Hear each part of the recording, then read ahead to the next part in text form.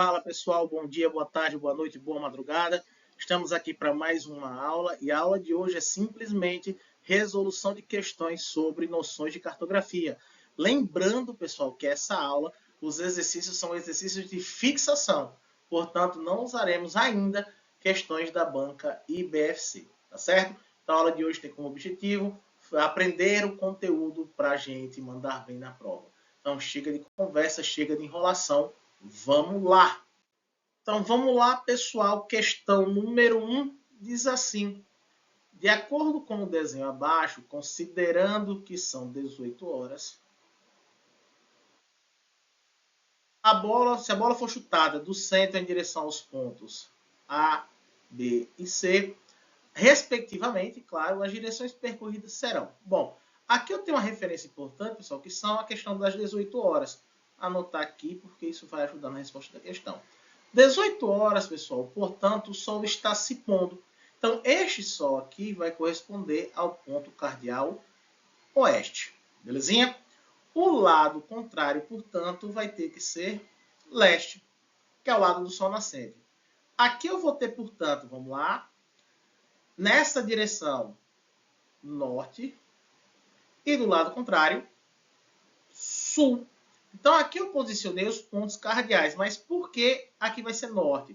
Vou usar a regra, pessoal, do braço direito, né? A partir do momento que eu acho o leste, eu posiciono o meu braço direito para que seja leste, o braço esquerdo sempre vai ser oeste, a minha frente sempre vai ser norte e as minhas costas sempre vai ser sul. Essa é a dica para a gente responder, portanto, a questão. E a partir do momento que eu posiciono os pontos cardeais, fica muito fácil responder. Então, o ponto A, a bola foi chutada para leste.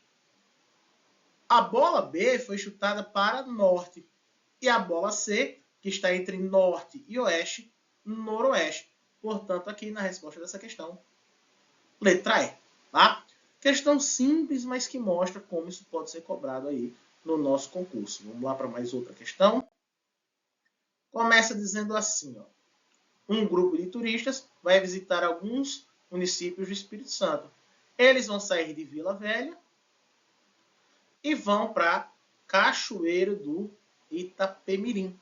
Considerando o mapa do Espírito Santo e a Rosa dos Ventos, eles percorrerão as direções. Então, aqui é só localizar. Ó.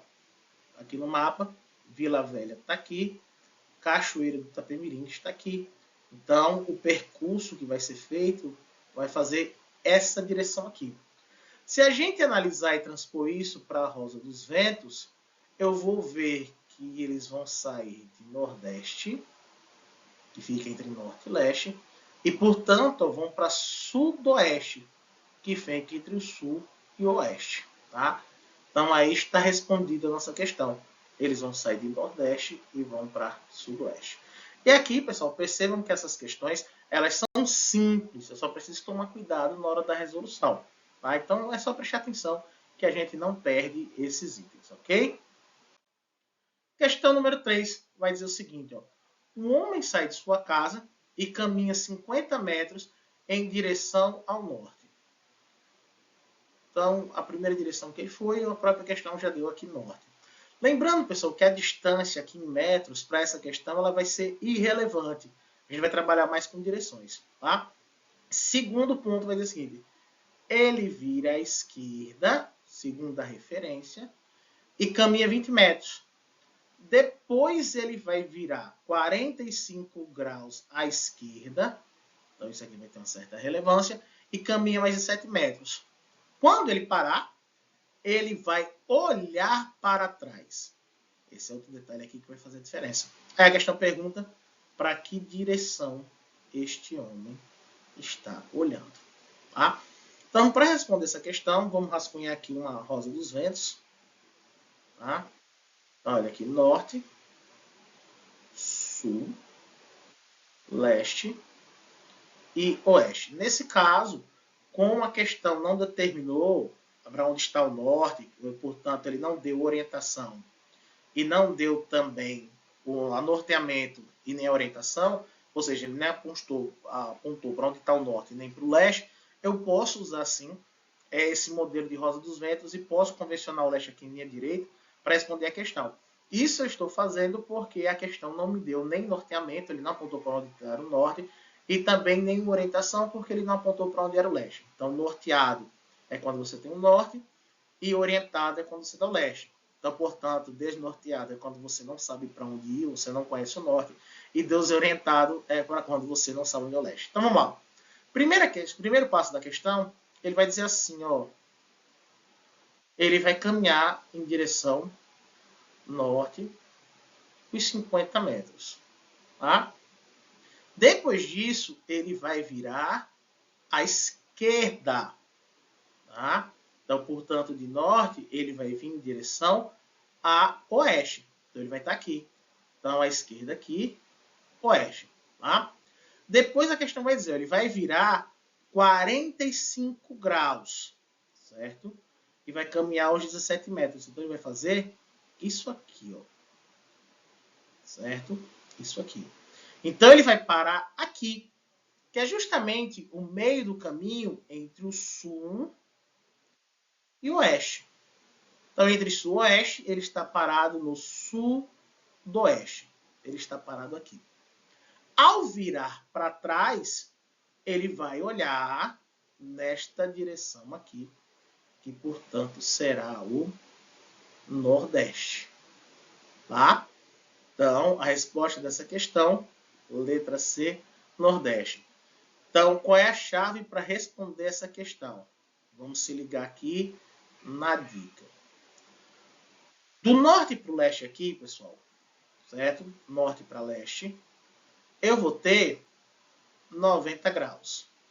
Assim como de sul para leste, eu também vou ter 90 graus. Tá? De sul para sudoeste, eu também vou ter 90 graus. E do noroeste para o norte, eu também tenho 90 graus. Certo? Porém, quando eu me referir a 45 graus, eu vou estar falando da distância entre os pontos colaterais. Então, do oeste para o sudoeste ou do sul para o sudoeste, eu tenho aqui 45 graus. Da mesma forma que do sul para o sudeste ou do leste para o sudeste, né, também serão 45 graus. Nordeste para do leste para o nordeste e do norte para o nordeste, também 45 graus. E do norte ou do oeste para o noroeste, também terei 45 graus. Isso é legal da gente lembrar, pessoal, porque vai ajudar a responder as questões. Então, olha só, veio para o norte, virou à esquerda, oeste. Tá? Depois virou 45 graus sudoeste, olhou para trás, ele vai ter que ver o nordeste, ok? Então, uma questão simples também, mas que precisa ter para esses detalhes, tá? Vamos lá para mais uma. Questão número 4 diz assim, a roda dos ventos é formada pelos pontos cardeais, norte, sul, leste, oeste, pelos pontos colaterais, nordeste, sudeste, sudoeste e noroeste, os colaterais, perdão, e os subcolaterais, que são lá 8, né, que a gente vai precisar conhecer agora. Qual é o significado do ponto subcolateral NO? Aí eu vou lembrar de uma regra básica dos pontos subcolaterais, que é o seguinte, a primeira letra, tá? Ela vai corresponder a um ponto cardeal. Então, aqui é norte. E as duas letras vão corresponder a um ponto colateral, que no caso aqui será o noroeste. Então, o ponto subcolateral aqui é o norte, noroeste. Belezinha? Só que norte e noroeste é uma forma de escrita desse ponto subcolateral. Eu tenho uma outra forma de escrita que vai consistir no seguinte. O norte eu vou abreviar como NOR, e aí vai ficar NOR, noroeste. Tá? Então, portanto, letra C. Certo? E aqui seria, portanto, a nossa segunda forma de escrita. Então, os pontos cardeais norte, leste e oeste podem ser abreviados. No caso, norte, NOR. O oeste, oeste e o leste, leste. Tá? O único que não tem abreviação é o ponto sul, por razões óbvias, só tem 3 letras. Tá? Então, tanto faz eu dizer aqui norte e noroeste, como noroeste. O oeste pode ficar como oeste e o leste pode ficar como leste, ok? Então, é só lembrar dessa regrinha também que dá para responder as questões tranquilamente. Item número 5, vamos lá. Um navio que navegava pelo Atlântico cruza o Trópico de Câncer e segue caminhando de norte para sul. Vou até circular isso aqui, que isso vai ser legal. De tal forma que, observando-se no mapa, a trajetória percorrida é representada por uma reta. Isso aqui também vai ser legal de lembrar.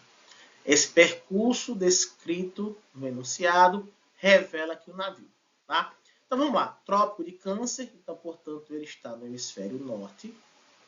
E ele está indo em direção a sul, porque aqui está falando. Só que ele está descendo numa linha reta. Então, para ajudar a gente, seria mais ou menos isso aqui ó, que o navio está fazendo. Tá? A grosso modo, a gente pode dizer que ele está descendo, não que ele esteja. A grosso modo, isso vai ajudar o nosso raciocínio para responder a questão. Tá? E aí a primeira afirmação diz assim, ó, ele seguirá passando por latitudes cada vez maiores até cruzar a linha equatorial. Aqui, pessoal, essa afirmação ela vai ser falsa por o seguinte. Como o navio está descendo para o sul e ele vai se aproximar da linha do Equador, a linha do Equador, pessoal, ela vai marcar 0 graus, porque ela é quem divide a Terra em hemisfério norte e hemisfério sul.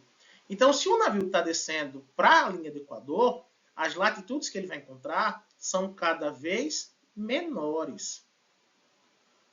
Tá? Para chegar aqui no 0 grau, que é o valor da coordenada do Equador. Certo? A afirmação é falsa por isso. Ele vai encontrar latitudes menores, porque ele vai chegar no Equador, que é 0 graus.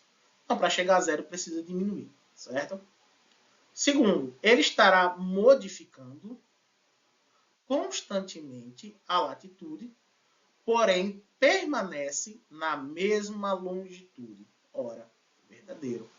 Como ele está em linha reta, diz aqui, ó, enunciado, ele está no mesmo meridiano, na mesma longitude. Porque para alterar a longitude, eu preciso ir para oeste ou eu preciso vir para leste. Caso contrário, não há modificação. Então, a longitude não muda. Por quê? Porque ele está indo ó, norte e sul. E, no caso, ele vai modificar de latitude por quê? Justamente porque ele está indo de norte para sul. Quando eu ando de norte para sul, eu modifico a minha latitude. Espera aí que fica.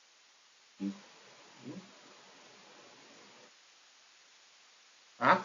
Então, ele está, portanto, aqui, modificando a sua latitude. Beleza? Então, portanto, essa afirmação aqui é verdadeira. Letra C, a terceira afirmação, perdão. Está se aproximando cada vez mais do seu meridiano de origem. Falso, pessoal, porque ele não saiu do meridiano de origem dele, que ele está caminhando em linha reta. Tá? Ele nem foi para leste nem foi para oeste. Ele está no mesmo meridiano percurso todo. Estará navegando pelas águas do hemisfério austral. Lembrem que austral é a mesma coisa que sul. E aqui, pessoal, essa afirmação é falsa, porque a questão mesmo afirma que ele ainda vai encontrar a linha do Equador. Então, portanto, ele ainda está no hemisfério norte. Tá? Ele está navegando pelas águas do hemisfério norte. Ok? E outra afirmação diz assim, ó, estará se distanciando cada vez mais, se distanciando, é importante eu gravar isso aqui, do círculo polar ártico. Correto. Se ele está vindo para a linha do Equador, que é 0, e o Ártico são 66 graus e 33 minutos, então ele está muito distante disso aqui, e cada vez mais distante. Tá?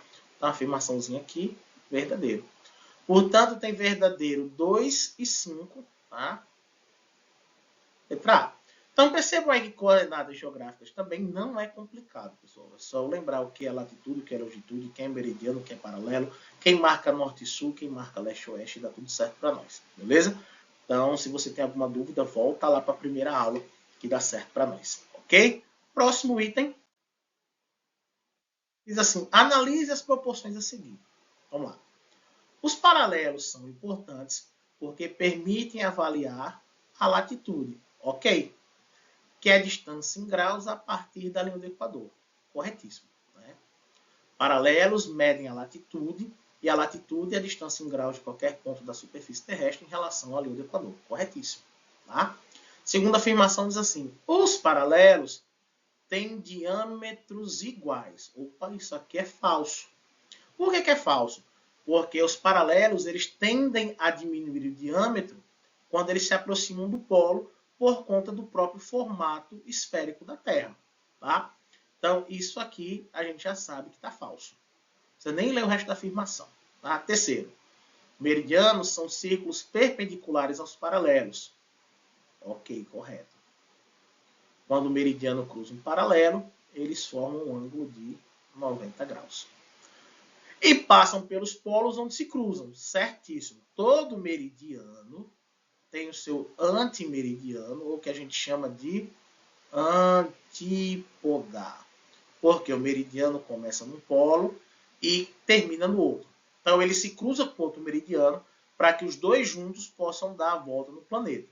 E como é que eu sei que o meridiano encontrou o seu antimeridiano, o seu antípoda?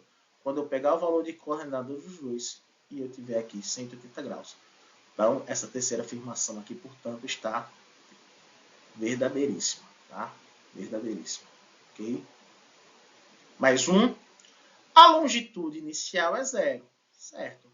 E máxima 180. Correto. A longitude varia de 0 a 180 graus. Podendo ser norte ou sul. E aqui é falso.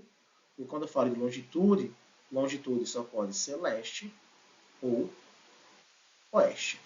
Tá? Norte e sul são os paralelos. As coordenadas geográficas, última afirmação, são valores que determinam a localização de um lugar específico na superfície do globo. Correto. Essa é a função das coordenadas geográficas, localizar um ponto da superfície terrestre. Então aqui eu tenho 1 como verdadeiro, 3 como verdadeiro, né? Tá aqui. E eu tenho aqui, portanto, 5 como verdadeiro. 1, 3 e 5. Tá? E aí também, pessoal, percebam outra coisa. É só ter foco no básico do que é cada coisinha, o que é paralelo, o que é meridiano, o que é latitude, o que é longitude, que essas questões não tem como perder. Beleza? Vamos lá para mais uma. Questão número 7 diz assim, observe os pontos destacados no mapa a seguir. Então tá aqui, número 1, número 2, número 3, número 4. Tá? E aqui, pessoal, para a gente ter uma noção, não vai ficar exatamente perfeito, a coordenação do professor não é boa. Greenwich. Tá? E aqui, mais ou menos, tá? Equador.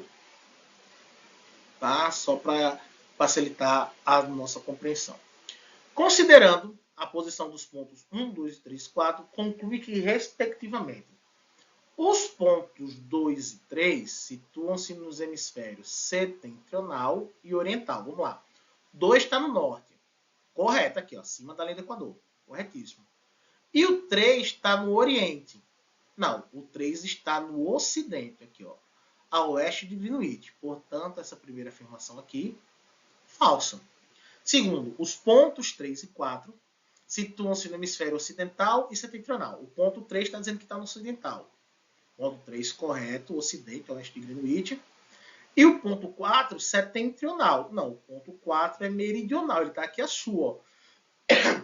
Perdão, gente, é abaixo da linha do Equador. Então, portanto, falso. A questão quer a localização exata dos dois pontos respectiva. Terceiro, letra C, quer dizer, os pontos 2 e 4 localizam-se nos hemisférios ocidental e oriental. Então, 2 está no ocidente, falso. O 2 está no oriente, a leste de Greenwich. Aqui já é falso porque tem que ser os dois corretos. D. Os pontos 1 e 4 estão posicionados nos hemisférios setentrional e ocidental. Ponto 1, setentrional, acima da linha do Equador. Correto. Número 4, ocidental. Não, número 4, oriental. Certo? a leste de Greenwich, portanto falso. E aí só sobra a letra E, que diz assim: os pontos 1 e 2 estão posicionados no hemisfério ocidental e setentrional. Então, ponto número 1 está no ocidental, correto? Está aqui, ó, a oeste de Greenwich. Greenwich está aqui. E o ponto 2 setentrional, correto? Está ao norte da linha do Equador. Portanto, letra E, resposta correta. Beleza? Então, é só ter paciência. Só ter paciência que dá tudo certo para nós. Ok? Vamos lá para mais outra. Número 8 diz assim: a escala cartográfica expressa as dimensões presentes em um mapa e a sua correspondência no terreno, ou seja, é uma abstração adotada que permite transpor a realidade terrestre para o mapa mantendo suas proporções. Então, até esse primeiro ponto, o início da questão, ele fala sobre a definição de escala. Ou seja, o que é? Tá? Então, nenhuma novidade aí. Aí agora vem para a parte que nos interessa, eu acho. Considerando a distância de 6 centímetros, esse valorzinho aqui me interessa muito, entre dois municípios em mapa com escala numérica 1 para 1 milhão, isso aqui também me interessa demais, qual é a distância em linha reta entre eles, os dois municípios? Como ele fala em distância aqui, pessoal, ele quer saber a distância real, que vai ser dada sempre em metros ou quilômetros. No caso da questão, pelas alternativas fica evidente que é em quilômetros. Tá? Então, aqui para resolver uma questão dessa, primeira coisa, separar esses dados que eu grifei para a resolução. Tá? Então, o primeiro passo, eu vou lembrar que eu preciso do valor da escala, que já está aí, 1 milhão, 60, tudo bonitinho. A distância gráfica, que é a do papel, 6 centímetros. E a distância real é aquela que eu não tenho, justamente que vou precisar procurar. Tá? Então, aqui estão os dados. Eu vou lembrar para vocês que a fórmula da escala é essa aqui. Escala é igual a distância gráfica sobre distância real, ou Dzinho sobre Dzão. E aqui eu vou começar a substituir os valores para resolver minha questão. No lugar da letra E, tem que vir todo esse valor aqui. Ele vai vir em forma de fração. Então, eu vou ter 1 sobre 1 milhão,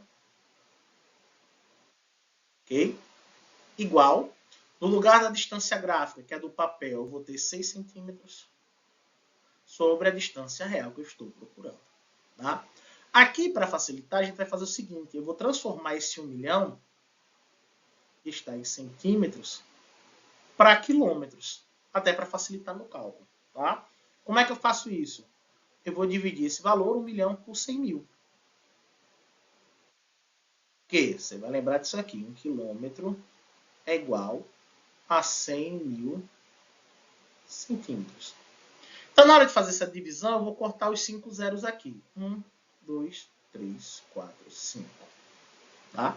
E agora, como diz um professor amigo meu, virou conta de padaria, porque segundo ele, contas de padaria são muito fáceis, apesar de não achar. Então, prosseguindo aqui a minha questão, comecei pelo lado da letra. 1 vezes D é D. 10, que foi o que sobrou, vezes 6, 60 quilômetros. E aqui eu tenho resolvido a minha questão. Tá? Regra de 3 simples, meio vezes extremos. Esta fórmula aqui de escala, pessoal, lembrando para vocês que ela não muda e ela serve para calcular as 3 distâncias. Escala, distância gráfica, que vai ser sempre dada em centímetros ou em milímetros, e a distância real, que é sempre em metros ou quilômetros. E o valor da escala é sempre dado em centímetros. Tá? Então, aí, para a gente não esquecer, para arrasar na nossa prova. Vamos lá para mais uma. Diz assim, a instrução. Imagine que você tenha diante de si 2 mapas que apresentam a área urbana do município de Porto Alegre, de acordo com as seguintes escalas. Mapa 1, escala 1 para 50 mil. Mapa 2, escala para 1 para 1 milhão. Com base nesses dados, é correto afirmar que Pronto, pessoal. Quando eu tiver questões assim de dois mapas de escala, a primeira coisa que eu vou fazer é comparar entre elas para determinar quem vai ser escala grande e escala pequena. E a regra é simples. Quanto menor o denominador, maior a escala. Então, se eu tenho aqui 50 mil e 1 milhão, 50 mil é o menor valor. Então, portanto, esta aqui é a escala grande. Sendo escala grande, eu tenho, certo? Menor denominador, eu vou ter mais detalhes e menor o local que ela está representando.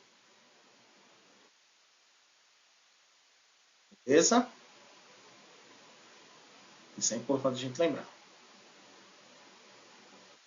Já este mapa aqui, o 2, que tem maior denominador, ele tem que ser, pessoal, obrigatoriamente a escala pequena.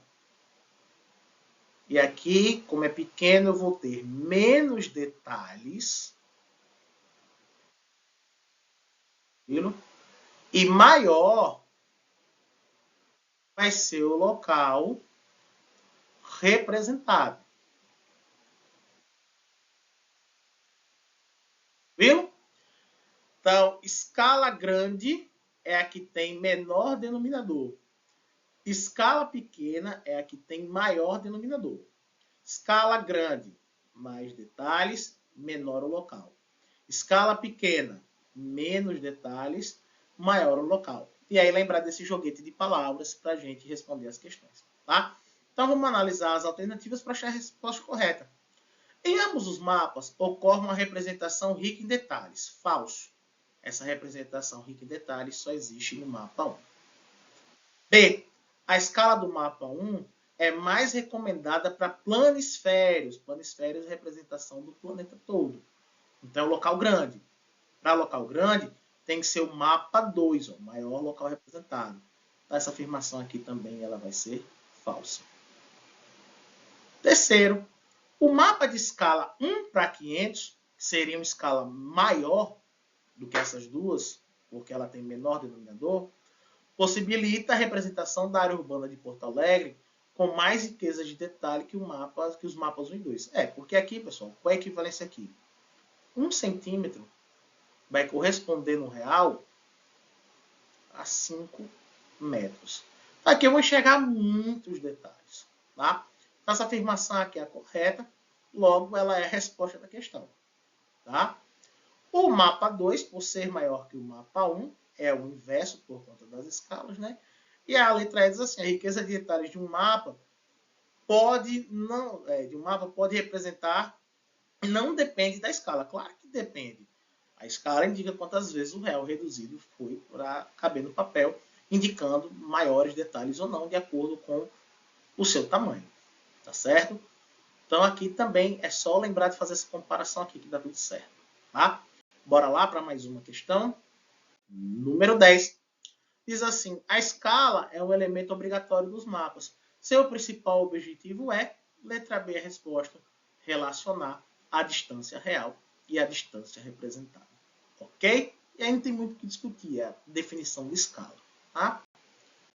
Questão 11 diz assim: dentre as escalas abaixo, qual é a que possui maior grau de detalhamento?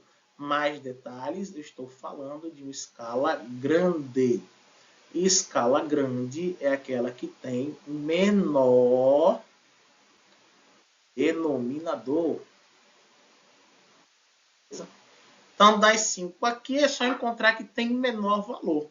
5 mil, 2 milhões e meio, 5 milhões, 10 milhões, 25 milhões. Então, o menor valor aqui é 5 mil. Ele vai ter mais detalhes porque ele é escala grande. É a resposta da questão. Tá? Então, pessoal, percebam novamente, eu vou frisar muito isso. Não é complicado, é só ter atenção na leitura e aos detalhes que eu consigo responder as questões. Tá? É só ter atenção. Beleza? Vamos lá para mais um item, o nosso último item de hoje. Tá? Diz assim: a figura a seguir representa, né, esquematicamente, uma região da superfície terrestre por meio das curvas de nível. E observa onde estão situadas as localidades X e Y. Tá? Sobre a figura, é correto afirmar que, primeira afirmação, a área que está representada é uma planície. Planície, lugares baixos e planos, em que o desnível topográfico não ultrapassa 100 metros. E aqui a gente já sabe que é falso, porque eu tenho uma área de 500, 600, 700, 800, 900, 1000 metros de altitude. E não pode ser uma planície, pessoal, porque com 1000 metros e a superfície irregular, eu tenho aqui, portanto, uma área de uma elevação, uma serra, e não uma planície. Essa primeira simulação aqui, muito falsa para ela. Tá? E outra, curvas de nível representam altitudes, de preferências, áreas de planalto, não planície, porque planície é plano. Tá? Segunda afirmação. Os pontos mais baixos da área representada na figura estão na porção norte. Pontos mais baixos. Vamos lá. A seta aqui, pessoal, ela está nos indicando que o norte está aqui em cima. Tá? Então, portanto, o sul tem que estar aqui, leste nesta posição e nesta posição leste. O menor valor que eu tenho aqui é 500 metros. Ele está justamente no sul. Então, para essa afirmação aqui, falso. Ok? Terceiro, as altitudes máximas da área representada pela curva de nível são de 1000 metros. É o maior valor que eu tenho aqui, 1000 metros, então, portanto, a altitude máxima, essa afirmação aqui está verdadeira. Tá? Entre as localidades X e Y, existem duas elevações separadas por uma área mais baixa com altitude inferior a 600 metros. Então, tá aqui, ó. Y, X, e entre as duas, seria esse espaço aqui, certo? Esse espaço aqui, marcar aqui com X para a gente poder enxergar ele direitinho, rachurar melhor assim. Está dizendo que a altitude é menor que 600 metros. A linha aqui, pessoal, mais próxima, tanto de um quanto do outro, é o valor de 800 metros. Então, esse espaço aqui, ele tem 800 metros de altitude. Tá? Ah, professor, a gente pode afirmar também que 700, que está mais próximo. Seja. Então, aqui tem altitude entre, vamos colocar 800 e 700 metros, mais elevado aqui do que os 600, que a afirmação diz. Então, portanto, é falso. Tá? E, por último, diz assim, as curvas de nível, além de representar os desníveis, permitem também inferir sobre as formas de relevo. Isso aqui é verdadeiro. Né? Como?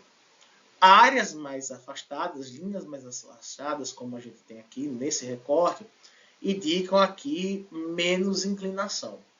E linhas mais próximas, como essas aqui, indicam maior inclinação, que me dá uma noção de forma. Tá? E aqui, pessoal, onde eu tenho 500, 600 metros, as linhas, onde justamente estão os números, elas fazem isso aqui.